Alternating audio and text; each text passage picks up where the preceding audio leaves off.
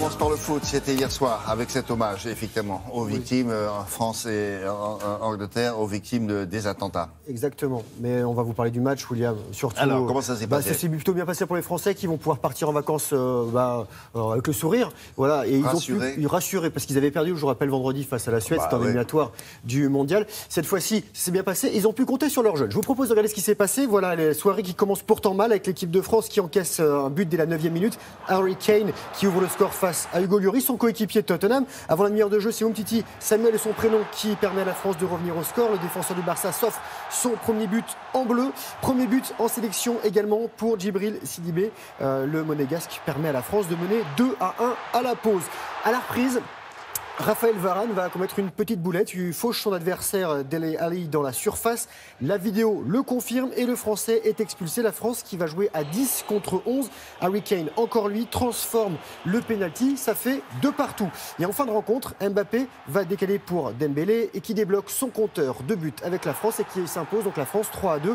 Prochain match pour les Bleus le 31 août face aux Pays-Bas en éliminatoire de la Coupe du Monde. Une autre équipe de France, William, celle de rugby des moins de 20 ans, battue en demi-finale du mondial. Ça se passe en Géorgie. Les Bleus, ils sont en blanc et ils ont été dominés 39-26 par les All Blacks Juniors, 5e essai néo-zélandais de ce garçon qui s'appelle Oumua, pas facile à prononcer. Il a moins de 20 ans, donc il a peut-être 19 ans. Oui, plutôt beau bébé. Il a moins de 20 ans. Oui, il a moins de 20 ans. Ils ont tous moins de 20 ans. On dirait qu'il a le double. Oui, et en finale, ils vont affronter les Anglais et la France sera face à l'Afrique du Sud pour la 3e place. Oui, ils sont Vous costauds. avez vu ces papiers? Vous êtes sûr? Je vais vérifier sa date de naissance.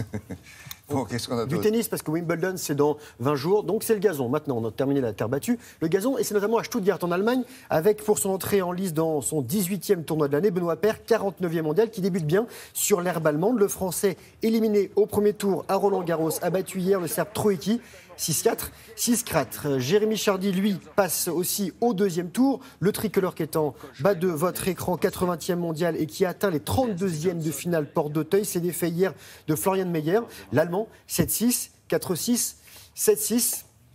Et une défaite, en revanche, côté tricolore, défaite de Pierre-Hugues Herbert, éliminé par Tommy Haas, l'Allemand désormais 302e mondial, et qui affrontera Roger Federer, qui fait son retour. Vous savez qu'il a loupé la saison, il a plutôt arrêté, il a fait un petit stop pendant sa saison de terre battue. Ça, c'est Renaud Lavillenie qui a gagné le concours en Finlande, la 5e étape du challenge mondial de la Fédération internationale.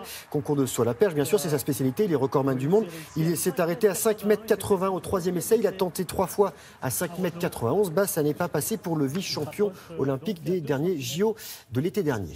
Pas mal, ça. Ouais, mais il est à 5,80 m en ce moment. Voilà. Il est sur une constante. Mais quand on les voit comme ça en lentille, il y a ça au-dessus. Hein. Oui. Mais bon, après, il a retenté à 10 cm plus haut. Ça n'est pas passé 10 cm plus haut. Bon, il y a du basket aussi. Il y a du basket avec la finale de Pro A. Ça se joue au meilleur des 5 matchs. C'est-à-dire qu'il doit y avoir 5 matchs maximum.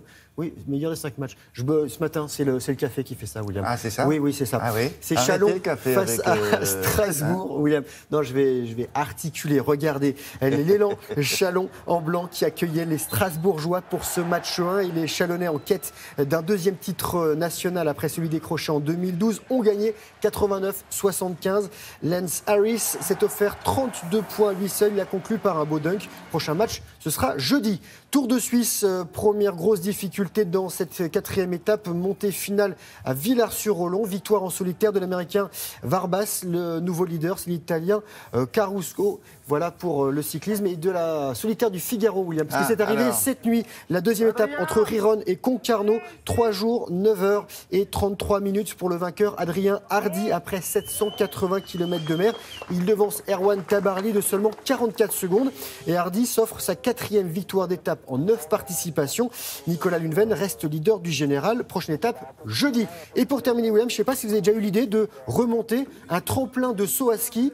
Voilà, ça s'appelle le Red Bull 400. Ça se passait à Courchevel, le tremplin olympique K120. Piste inclinée de 36 degrés avec 185 mètres de dénivelé positif. C'est une course sèche de 400 mètres. Voici, comme ça, à la verticale. Il y avait 760 courageux qui ont tenté un chrono. Le vainqueur chez les hommes s'appelle Thibaut. Oui, c'est exactement ça. Barognan et 3 minutes 27. Et chez les femmes, Axel Mollaret en 1 minute de plus. Ça fait chauffer les mollets. Pas mal, hein? Ils sont obligés de faire ça, non Oui, ils s'inscrivent. C'est du plaisir. C'est le week-end, c'est dimanche. Juste comme ça, pour se détendre un peu.